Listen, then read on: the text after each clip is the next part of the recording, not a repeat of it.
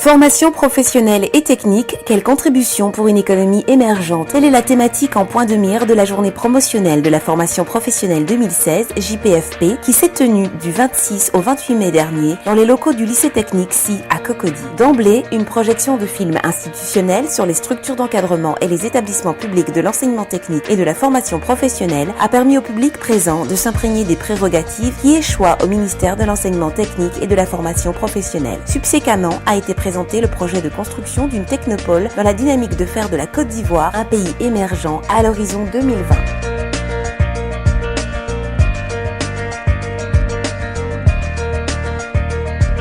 Au pupitre, le ministre de l'Enseignement technique et de la formation professionnelle, Paul Kofi Kofi, a quant à lui fait une prospective de sa vision, celle de faire en sorte que cet ordre d'enseignement ne soit plus considéré comme une option par défaut, mais un choix motivé. Et cela, a-t-il concédé, par la nécessité de mettre l'accent sur la qualité de la formation, tant pour les apprenants, afin qu'ils aient des opportunités conséquentes d'obtenir un emploi, que pour les travailleurs, d'améliorer leur productivité. Autrement dit, le ministre entend faire de l'enseignement technique le levier répondant aux défis de l'innovation et le partenaire du secteur privé. Que la vision de notre département est de faire en sorte que chaque Ivoirien ait à choisir ce ordre d'enseignement dans les mêmes conditions, dans le cadre de l'école pour tous, en fonction de ses potentialités.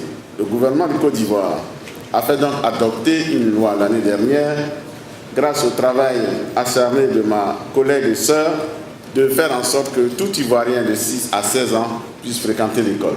Tout Ivoirien qui ne pourrait pas non plus entrer dans le cycle général, puisse apprendre un métier et se trouver une insertion professionnelle dans le futur. Parrain de la cérémonie, le Premier ministre, ministre de l'économie, des finances et du budget, Daniel Kablan-Duncan, a rappelé que la présente journée s'inscrit dans la volonté du gouvernement d'apporter une solution adéquate à l'épineux problème de l'emploi des jeunes et de la lutte contre le chômage, tout en insistant pour signifier que l'évolution de notre économie ne peut être durable sans la compétitivité des entreprises nationales et une formation adéquate pour l'employabilité des demandeurs d'emploi. Cette évolution de notre économie ne peut être durable que par la compétitivité des entreprises nationales et une formation adéquate pour l'employabilité des demandeurs d'emploi. C'est d'ailleurs dans ce sens que la réforme de la formation professionnelle consistant à une adaptation résolue à l'ère du numérique doit être considérée comme une priorité pour une meilleure insertion socio-professionnelle. Le programme de réhabilitation et de rééquipement des 62 établissements, faut-il ajouter, est estimé à un coût de 100,6 milliards de francs CFA, dont la mise en œuvre mobilisera en complément du budget prévisionnel de 2016-2020 61,3 milliards de francs CFA. D'autres intervenants, dont M.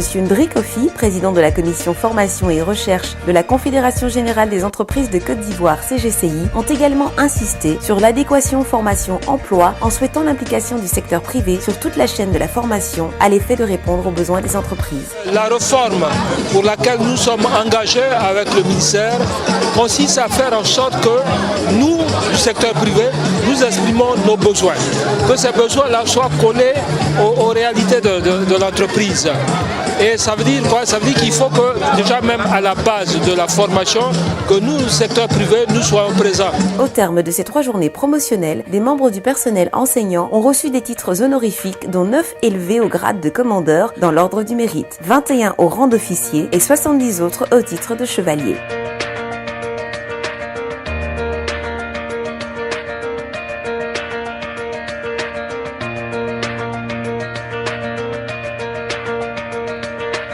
À l'instar des visiteurs venus nombreux à ces journées, les personnalités conviées ont fait le tour des stands pour s'imprégner des compartiments et savoir-faire des structures d'encadrement du ministère de l'Enseignement technique et de la formation professionnelle. À juste titre, le stand du Fonds de développement de la formation professionnelle, FDFP, n'a pas dérogé à la règle. Le public s'y est rendu pour mieux s'informer sur les fonctions de cette institution.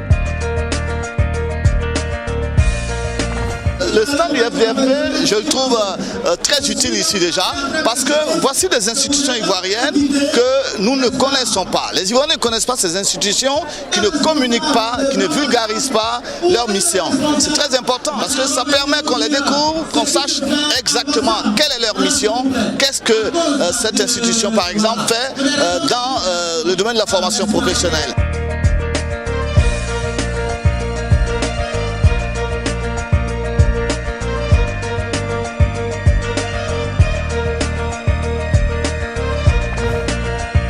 FDFP, la formation au service du développement.